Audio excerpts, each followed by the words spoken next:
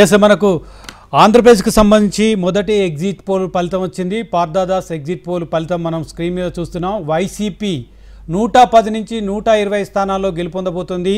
అదేవిధంగా టీడీపీ కూటమి 55 నుంచి 65 స్థానాల్లో గెలుచుకుంటుంది అని ప్రకటించింది. పార్థదాస్ ఎగ్జిట్ పోల్స్ గత కొంతకాలంగా పార్థదాస్ ఎగ్జిట్ పోల్ చూస్తున్నాం. వైసీపీ అధికారంలోకి వస్తుంది అనేది పార్థదాస్ ఎగ్జిట్ పోల్ని బట్టి చూస్తే మనకు అర్థమైపోతుంది.